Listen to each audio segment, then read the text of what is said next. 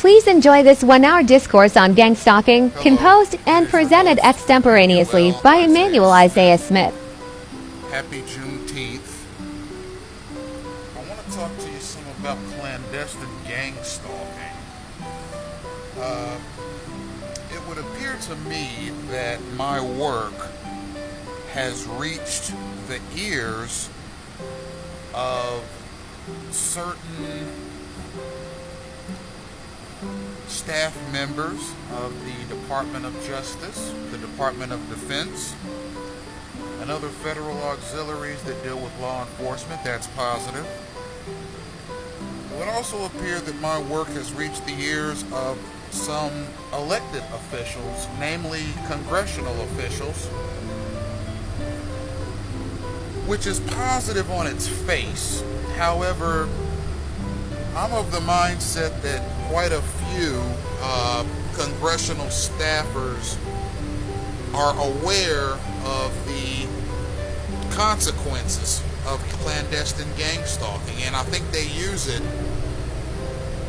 knowingly or unknowingly as a defense mechanism. Now, if you accidentally discover that you have the power to cause detriment to others simply by saying a code word,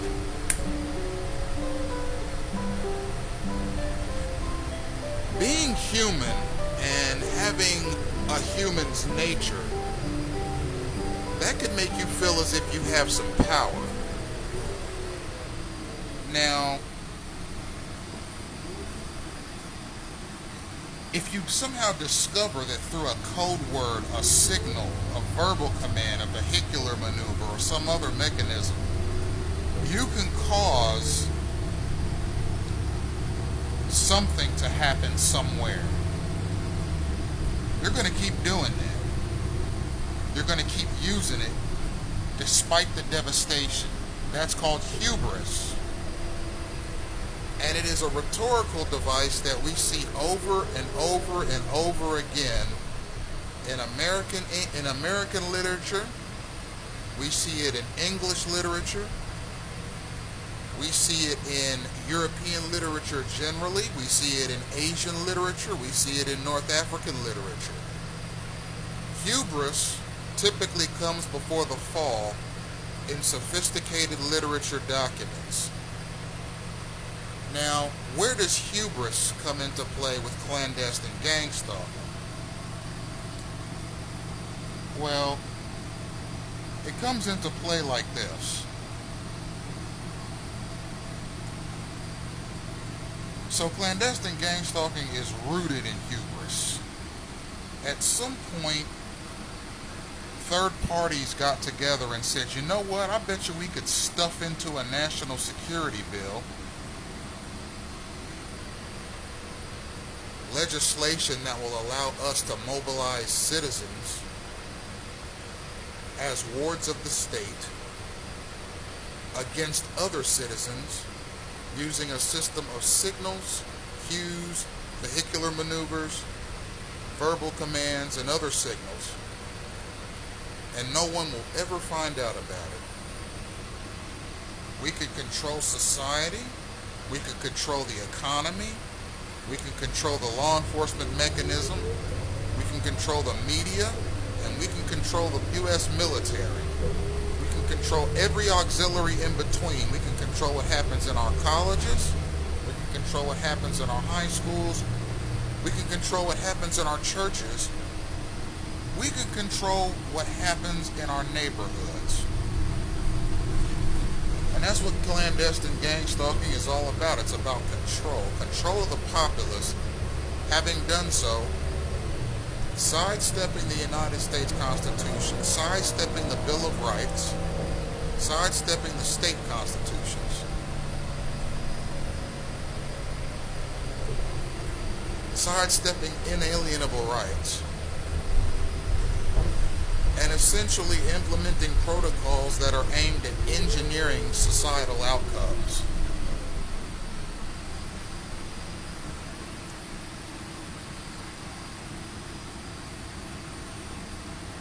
national security legislation, particularly post 9/11, is essential to our freedoms and our security and our ability to prosper in this world, in this life, in this country. However, this is a free market capitalist society.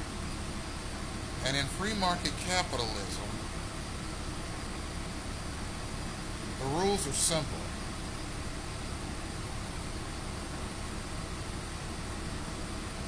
A person can achieve what their talents, credentials, merits, and work ethic determine. That's what a free market capitalist society is supposed to look like. Now, if I can use the state to make it so that some people can succeed easier than others because of a secretive communication method and disruption protocol, then that is not only sidestepping the Constitution, but that borderlines into totalitarianism, which is anti-Constitution activity. Now, when I first read the United States Constitution, the concept of inalienable rights stood out to me. Those are rights given to you by God or nature that allow a person the basic freedoms that any human being born into this world have.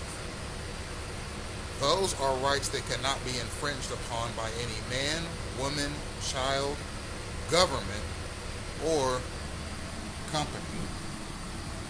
So if these rights are being infringed upon at all, then whatever mechanism it is that's infringing upon those rights is unconstitutional. Now, ultimately,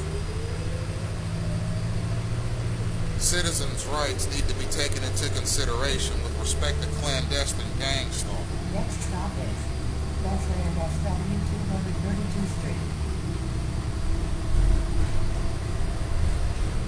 The long and short of it is this. There's only one road to freedom, and that's through law and order.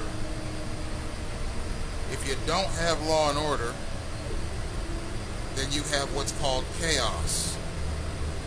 Chaos leads to one thing and one thing only, and that's more chaos.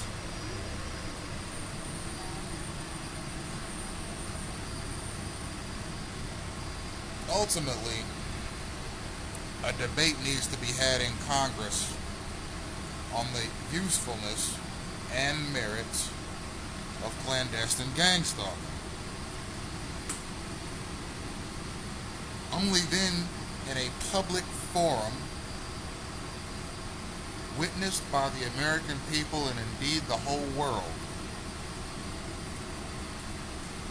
can this program be adequately examined.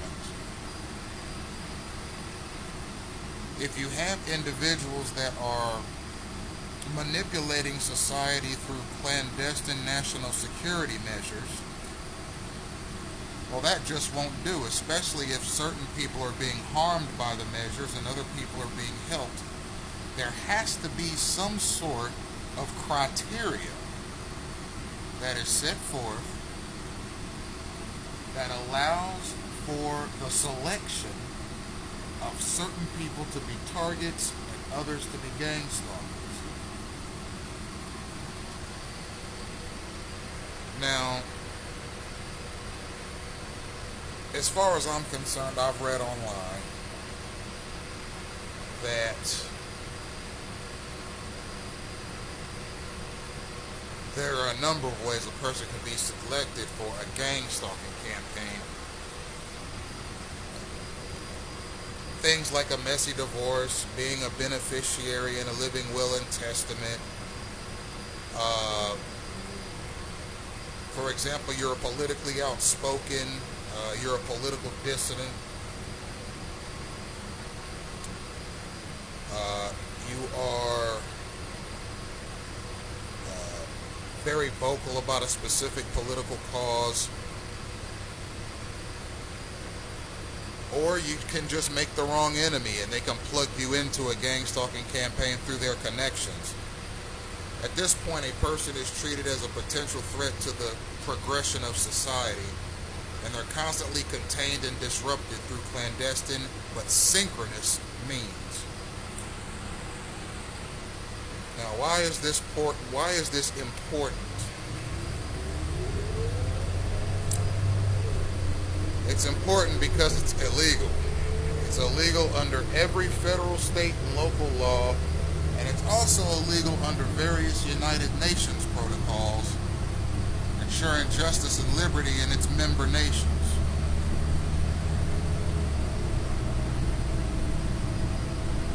The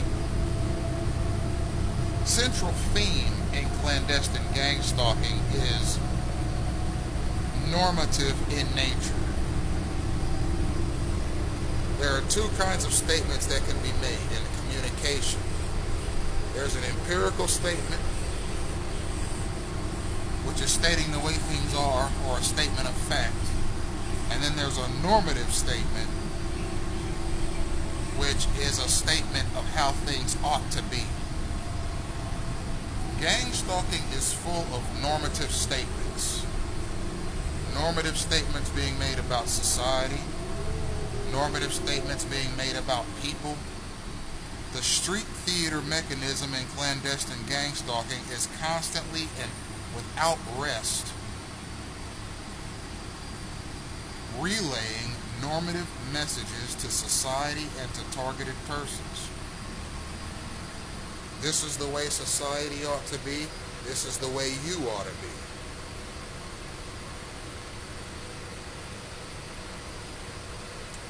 My home in Dayton, Ohio was burglarized 12 times in 10 months.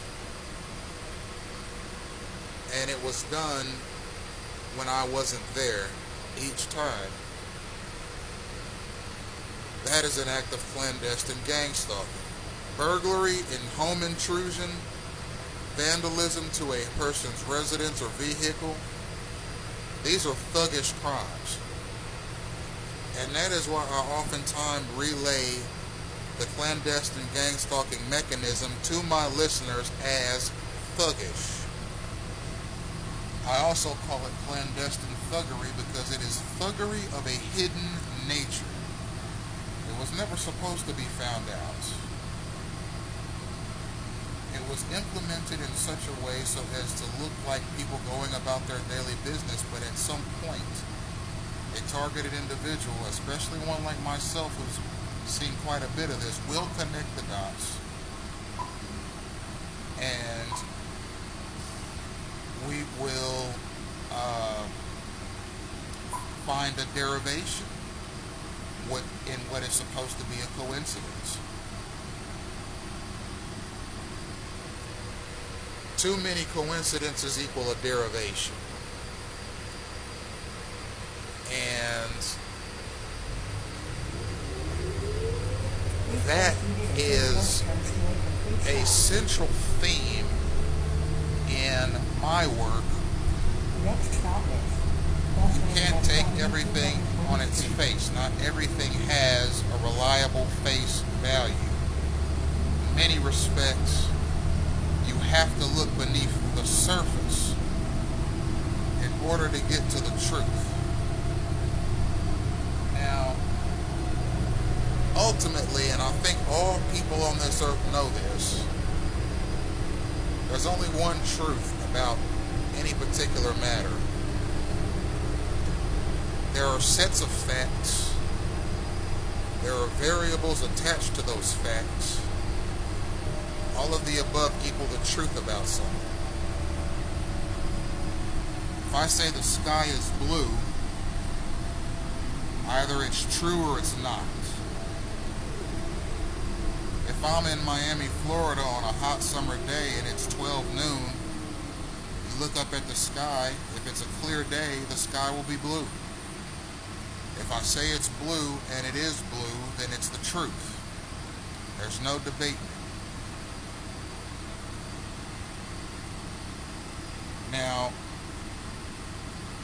say around 9 o'clock, the sun begins to set, the sky takes on an orange color. If I look up at the sky and I say the sky is blue, at that point it will be false. Because orange is not blue. Orange is orange. So if I look up and the sky is orange and I say the sky is orange, then that's the truth. The variables are the time of day. At 12 o'clock noon, the sun shines in its strength. It's directly overhead. If it's a clear, sunny day, you'll see nothing but blue skies as far as the eye can see. However, when it gets closer to the evening and the sun begins to set, the sun's rays scatter in a way that is going to change the color, hue, and tint of the sky. So the variables being the time of day, the truth being whether or not the sky is blue. Now, if I relay that there is a clandestine force that is shockingly disruptive, shockingly intrusive, and shockingly thuggish, then that's something that has to be vetted. If I assert that intentional disease spreading is happening in the United States, then that's something that needs to be vetted.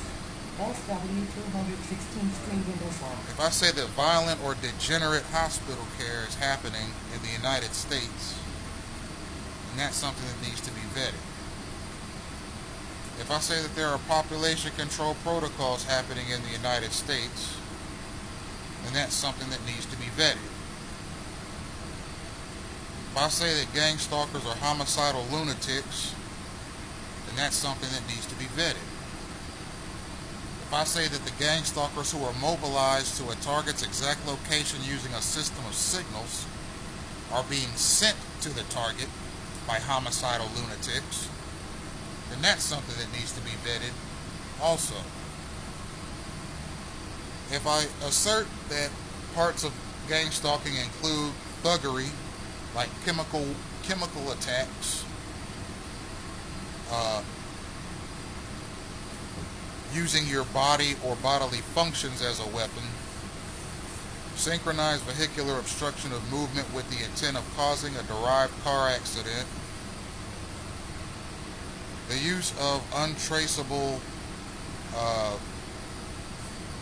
weaponry to attack a targeted individual with impunity, that's something that needs to be vetted as well. If I assert that there are other clandestine means of either isolating or forcing the isolation of a targeted person so that a stalker can get a clearer path to him, that's something that can also be vetted. If I assert that clandestine espionage tactics are being used to intercept a targeted person's words, conversations, emails, text messages, phone calls, and yes, even their actions, that's something that can be vetted as well. If I assert that in a clandestine gang stalking campaign that a targeted person is the underdog in the matchup, that's something that could be vetted. Although in that particular assertion, it would need to be known that the stalkers themselves have numbers that the targeted person doesn't. Now, if this was supposed to be some sort of a bout or matchup, imagine a boxing match where your favorite prize fighter has to go up in the ring against 5 other fighters, and all 5 of the fighters get to work together against the one fighter. It's 5 versus 1. Who do you think is going to win that match? And on top of that, who would watch that? It's just an act of brutality. It's not a matchup. It's not a contest. And it's not an event, a sporting event. It's just simply an act of thuggish brutality. 5 against 1. Now, if a gang stalker says something like, well, there's strength in numbers, well, I say to you, find strength in numbers in a conflict that actually matters. Okay? Don't let a pack of stalkers descend upon a targeted person with the intent of harming him physically with blows, car accidents, or forced sickness contamination. They got a word for that. It's called cowardice. If you want, there are other conflicts around the world that might be able to use U.S. intervention. Maybe use your resources to fight those conflicts rather than mobilizing stalkers to descend upon a target with intentional disease spreading, intimidation, hostile interactions, collisions, and other such thuggery. My mindset is, let the taxpayer decide how their money is used. Are you going to allow the United States taxpayer to decide how Congress of the United States implements its money? If it's of a national security nature, which is what gang stalking is posing as, then that's something that needs to be debated.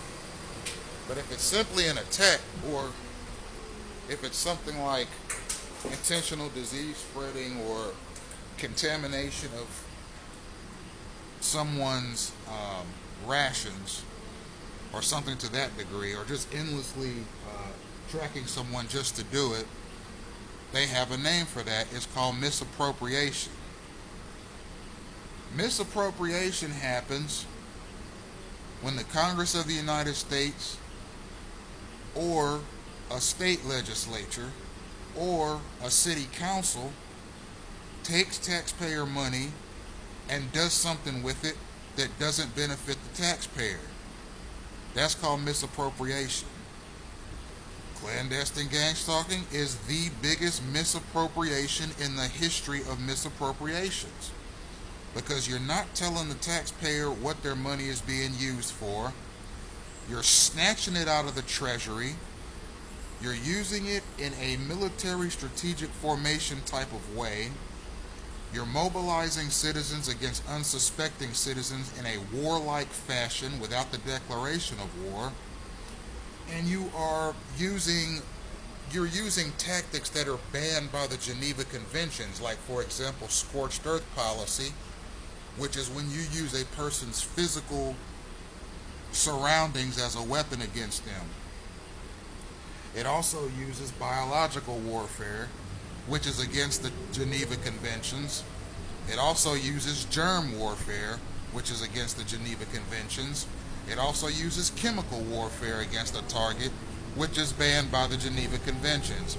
Clandestine gang stalking, which is an American institution that has been snuck through national security legislation over and over again over the past 22 years by Congress, who doesn't vet the bills very well, obviously.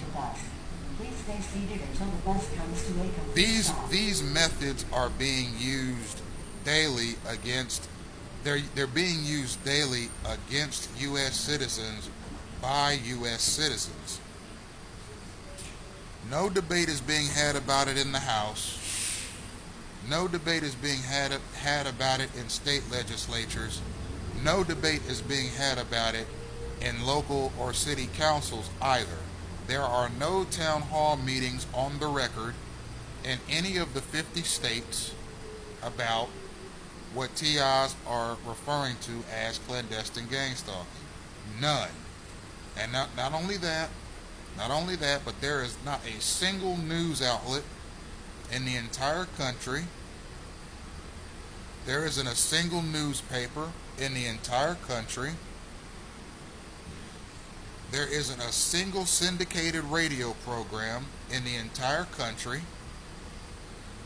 that has picked up the stories of people who claim to be targeted persons at all. This is a matter of protocol. This is how it was designed. And the only way to effectively bring the matter to light is independently, which is, I actually prefer it that way because I'm able to speak unfiltered about the matter. And I have to thank websites and social media platforms like TikTok, Facebook, Instagram, Blogspot, YouTube, Tumblr, LinkedIn,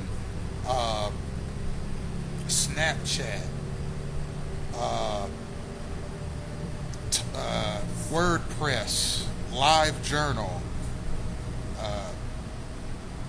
Wix, and so many others that I've used over the years that have afforded me unfiltered constitutional freedoms of speech without censorship at that. That is the only way to ensure that the matter is brought to the attention of the people who can repeal it. Now, if Congress knows about it and sees the damage that it does in people's lives, and they still refuse to repeal it, then that brings into question the legitimacy of the United States federal establishment at all. If you read the founding documents of the United States, particularly the Constitution, the Bill of Rights, the Magna Carta, which came before the Constitution, you'll see that the federal establishment was formed in the 1700s in this country for the people. Its function, its core function, is to serve the people. Now, mind you, in the House of Representatives there are, if I'm not mistaken, 535 representatives to act on behalf of 313 million people, which is the number of people that is in the United States right now. In order for that few people to act on behalf of that many people, then they're going to have to vet the bills that come before it a little better, because ultimately the bills that come before Congress that are debated upon, that are voted yea or nay on, ratified and sent to the president for his signature, have to come from the will of the people. Otherwise it is not legitimate. Okay? The Declaration of Independence says that this federal government is of the people, by the people, and for the people. If a government steers away from that, the citizens have a right to dissolve that government. Okay? The federal government of the United States, the state and local governments of the United States They're all beholden to the will of the people, or they don't exist. That's the nature and the discipline of founding a government and running a government, is you have to understand that it is the tyranny of the majority that makes the government run. It's taxpayer money that makes the government run. It's voter participation that makes the government run. Okay? It's the will of the people that makes the government run. If there are government representatives, even if they are in the Department of Defense or Department of Justice, and believe they're acting in a capacity to secure the country, to implement protocols and measures that obstruct the inalienable rights of one or more citizens is tyrannical. Now, if they're saying, for example, we're implementing these policies against a few in the interest of the many, well, you have a responsibility to the United States taxpayer to look him in the face and tell him that, or contact him by letter, contact him by email, contact him by phone. Let him know plainly this is happening in the interest of the majority, what's happening to the few. Now, if that is where this country is headed, and degenerates are being used for example, domination tactics, like, for example, noise harassment, scent harassment, that kind of thing, which are basically protocols that can do things like cause an automobile accident, or intentional disease communication, which could result in thousands of dollars of medical bills. These are the kinds of things that a government is going to have to explain, even if they suggest that it's in the will of the people to implement. It has to be justified in some capacity. You can't just implement this thing. For example, right here and now, I'm sitting on a metro bus in Miami-Dade County, and I'm headed towards the Dadeland South Metro Rail Station. The only people on this bus presently are the driver, myself, and another passenger who I have no affiliation with whatsoever. So, for example, a city bus is a taxpayer resource. So the city buses exist because of the taxpayer, and they continue to exist because of the taxpayer. Now, if at some point Miami-Dade County said, all right, in the month of July, only people who have Greek ancestry can ride the buses. Everyone who doesn't have Greek ancestry can't ride. Eventually the question would become, all right, how does this represent the will of the taxpayer outside of the ones who are of Greek descent?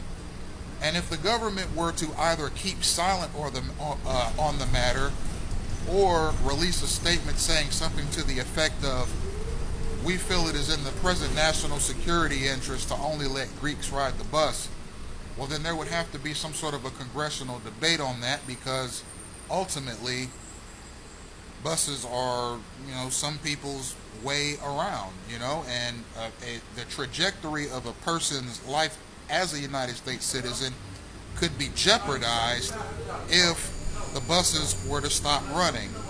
So, to draw the comparison to clandestine gang stalking, you have a situation where a few are being disadvantaged by the many. The federal government has not issued any public statements on these accusations. It has chosen to keep quiet. Now, I think that part of the reason it's chosen to keep quiet is because the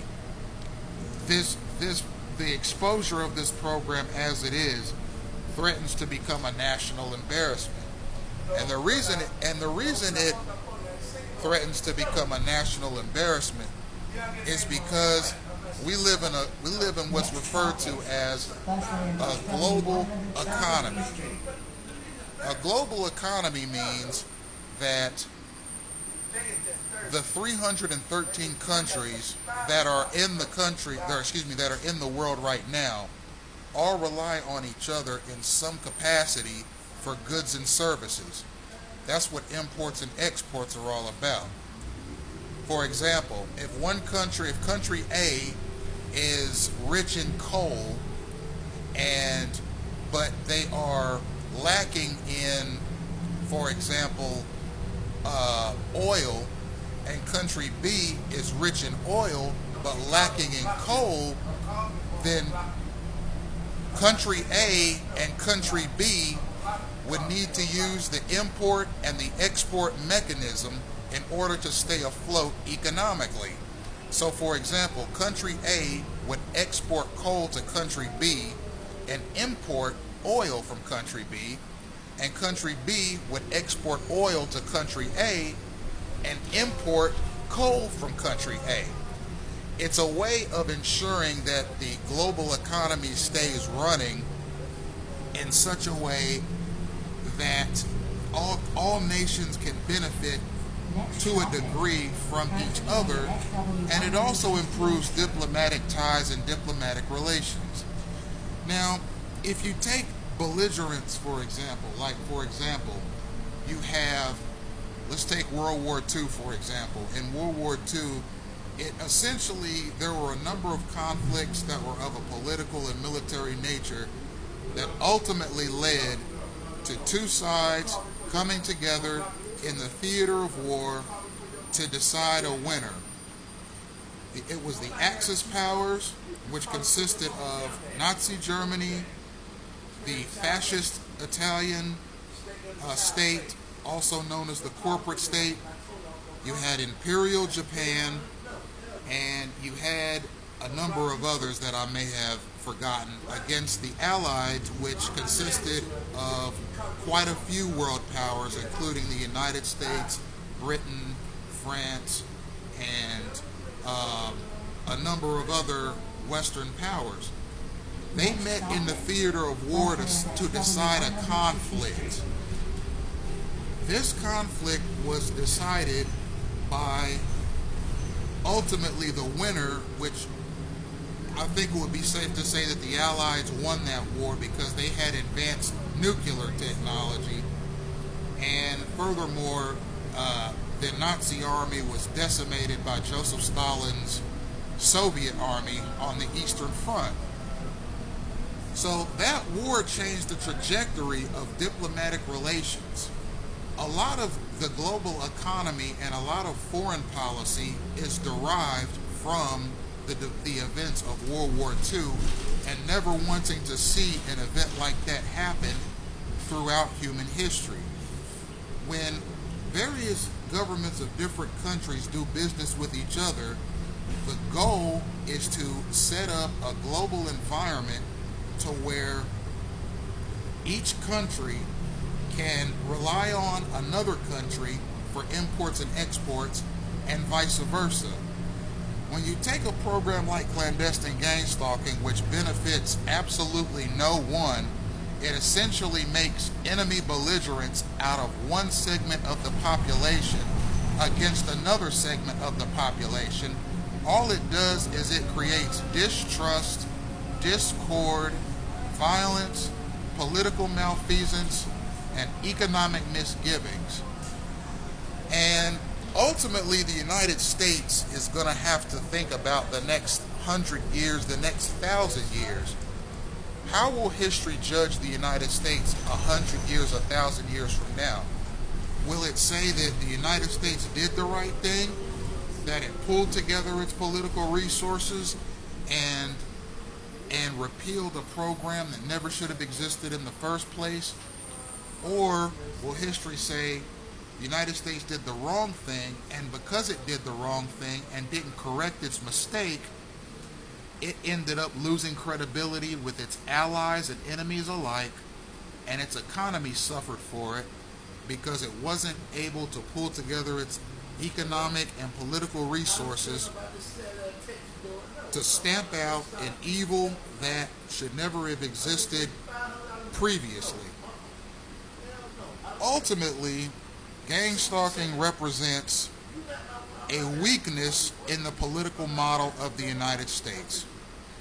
If you look at congressional bills and you look at legislative matters at the federal level, bills are drafted by members of the House of Representatives, and these bills are voted on, yay or nay, despite their length. A lot of these bills are anywhere from 5,000 to 15,000 pages in length. And there's no one in Congress that reads the entire bill from page one to the last page. So what that means is that most, if not all, of the bills that are ratified by Congress are ratified unread. When the President of the United States is asked to sign off on a bill that is that has come before him, he has not read the bill from page one to the final page either. So let's take the 1990s, for example, with the Clinton White House, when we saw an increase of African American males going to jail. Now that was the year where the word thug became of use to a lot of the American public, because it was assumed that a lot of the guys that were going to jail were just thugs and nothing else. They didn't have education. They had no home upbringing. A lot of them were raised in single parent homes. A lot of them had real bad mental disorders, and a lot of them had violent tendencies because a lot of them experienced violence in their own homes. Furthermore, a lot of them were illiterate, could not read, could not write, could not form a coherent thought. And when they went out into society, they found out very quickly that they were unemployable and not able to function in society. So many of these people, they took to the streets and they started selling drugs or robbing people or doing murder for hire or other such thuggery. I call it thuggery because ultimately all of the above create violence in some way. So the Clinton White House saw probably the highest incarceration rate of any presidency in history. Some people criticized that, some people applauded it. Me, I was only about 9-10 years old when all this was happening, so I didn't have much of an opinion back then. But the older I get, the more I appreciate the criminal justice system and the capacity to make sure that people who may disrupt society, particularly in a violent way, are incarcerated, and incarcerated for a long enough period of time that will ensure that they can't disrupt society throughout the course of their lifetime. And that includes post-release control, which I believe clandestine gang stalking is partially derived from post-release control measures, the kind that we saw in the 1990s concerning convicted criminals that were being released from prison for crimes, particularly violent crimes, and when they were released, they had post-release control for a number of years to make sure that they wouldn't disrupt society any further. Now, one thing that you saw happen in the 1990s was we saw the rise of the three-strike rule. So what you had was you had violent criminals going to prison for things like burglary, assault with a deadly weapon, murder, murder for hire, attempted murder, things like that. And when they were coming out, if they got paroled, that was considered strike one. If they committed a felony at all after that, it was strike two, and if they committed a felony after that, that was the third strike, and that was an automatic life sentence in prison. Some people argued that that was a monumental need for society to prevent repeat offenders from constantly disrupting society in the way it should go, and some people thought that it targeted certain demographics and not others. But ultimately, when you're talking about violent offenders or would-be violent offenders, that is considered a unique disposition, because of the 7 billion people that are in the world today, only a small percentage of them are violent. So it doesn't make sense for a country to authorize violence given that most people in the world are not violent. Because what you're doing there is you're allowing a minority of the population, namely the violent minority population, disrupt the peaceful majority. And if you look at all populations, okay, European, Asian, Arab, black, Hispanic, mixed, okay, islanders, most people in these demographics are not violent and have never been incarcerated for violent crimes. So for the people that do commit violent crimes and go to prison for committing violent crimes, the goal is to keep them out of society as much as possible so as not to disrupt the non-violent majority.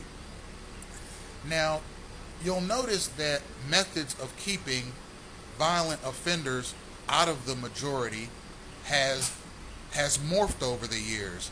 At first, for example, in the 70s, 80s, and 90s, it was curved with aggressive policing.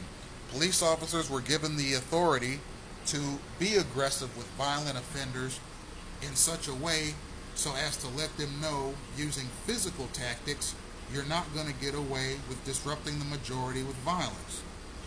Furthermore, violent offenses became, there were more felonies that were being laid on people for violent offenses to increase the amount of time they spend in prison and decrease the amount of time that they spend among civil society.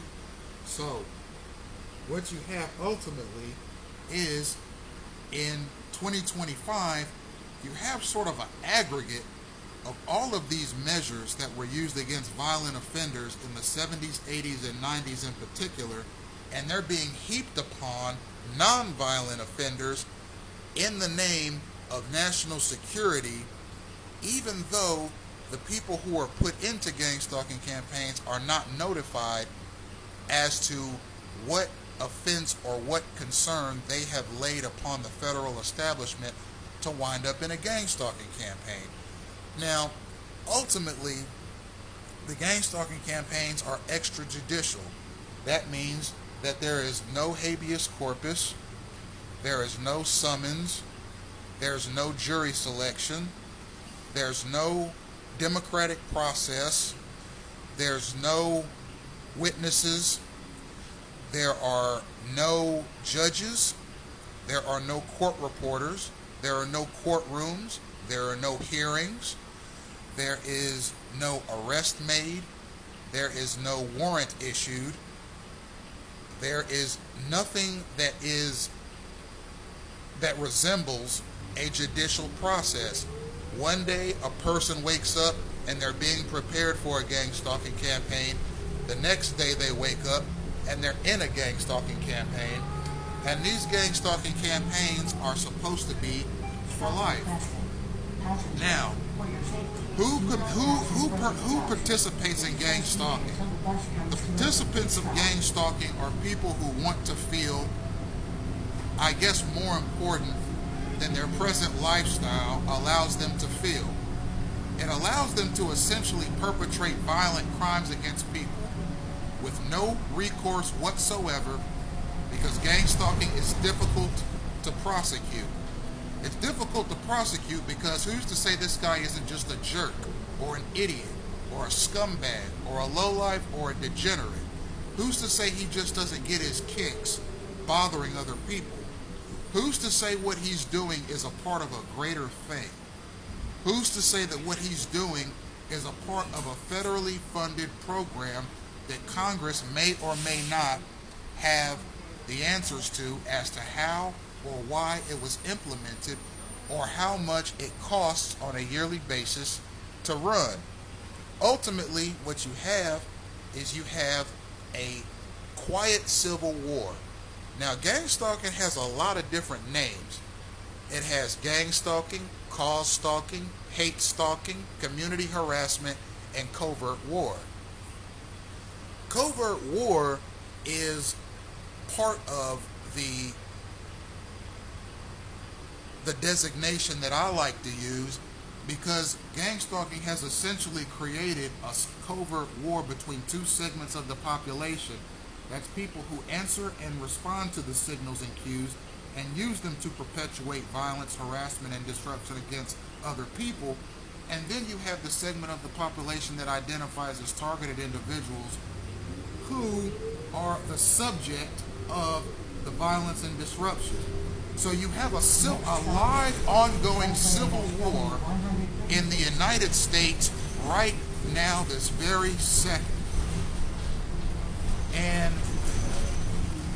the war is undeclared. There are no official belligerents.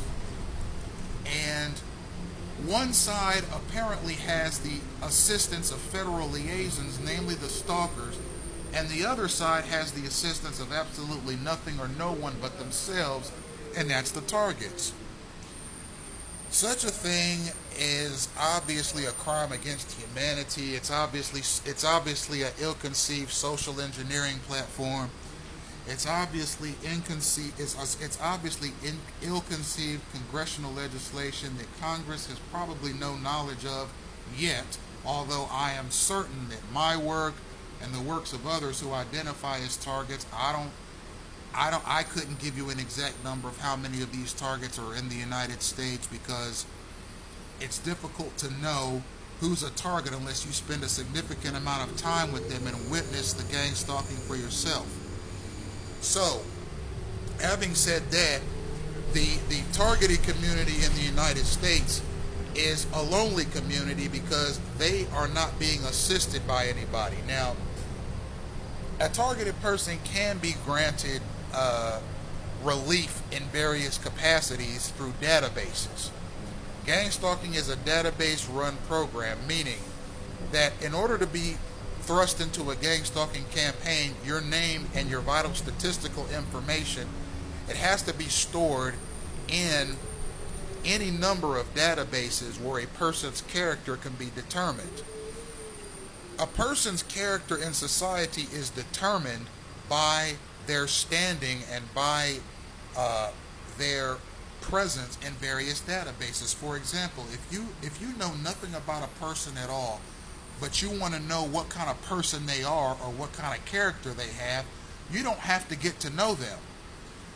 You can simply pull their credit report and see what kind of character they have. It's typically assigned to a person if you have good credit, if you pay your bills on time, and you have a high credit score. That is a measurement of your character and your worth to society. Next, a person can look at your grades through middle school, high school, and college. If you have good grades in middle school, high school, and college, that could be an indicator of your character, because it takes work ethic, dedication, and commitment to get decent grades in middle school, high school, and college. So that's another record that you could pull on somebody to try and figure out what their character is. Another way you can find out somebody's character without actually getting to know them is you can pull them up and see if they have a criminal record of some kind. If a person has a criminal record, depending on how serious the crime is, that could be an indicator of that person's character. If a person gets cited for stealing a bag of popcorn out of a candy store and that shows up on their background, that might be a less of a determinant as to what their character is than if they had something like a rape conviction. Okay, that is considered a very serious crime, one that can send somebody to jail for 10 or more years, and one that can permanently damage that person's character and reputation, and rightfully so. If a person has no criminal record at all, that will be an indicator that that person is law-abiding, that that person is employed, that that person is employable, that that person has some respect for their civic duty to society, to be law-abiding, to be a taxpayer, and to contribute to society through their occupation. Another way you can find out if something about somebody's character without actually getting to know them is looking at their address history, which is less of a factor of their personal character rather than the environment that they were raised in. There's an old saying that says that every person is a product of their environment, which means that if you have somebody, for example, we'll use South Florida for example, if you have a child that was raised in, for example, Sunny Isles Beach, Florida, and when that child turns 18, you compare their life to the life of a person who was raised in Homestead, Florida. Those two 18-year-olds are going to value different things in life to a very extensive degree, and they're going to have different ways of carrying themselves. They're going to have different ways of speaking. They're going to have different mannerisms. They're going to have different ideas of patriotism. They're going to have different ideas of what it means to be law-abiding. They're going to have different ideas of the world around them. However, if it came right down to the nitty-gritty, and you are simply making a character determination based on their address alone, one might determine that the person from Sunny Isles Beach is snobby and the person from Homestead is needy. You could make that determination, even though Homestead has beautiful neighborhoods in it, just based on, in comparison to the general income that the parents of the Sunny Isles Beach teenager has compared to the Homestead teenager. You will see very different values there. You will see possibly preferential considerations being made to the person from Sunny Isles as opposed to the person from Homestead. That's not to say that the person from Sunny Isles' life will be infinitely better, but they have a financial head start that the person from Homestead's not going to have. So if I'm developing a system of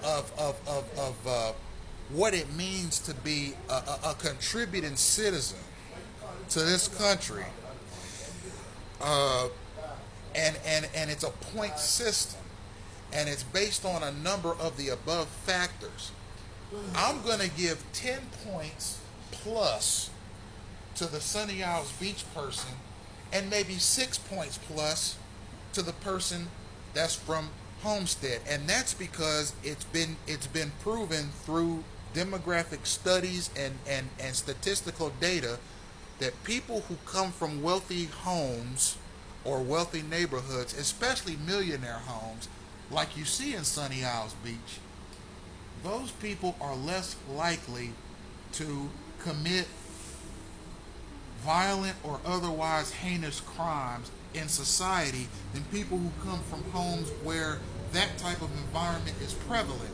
So a person who lives in Sunny Isles will not have to try as hard to stay out of trouble as a person who lives, for example, in a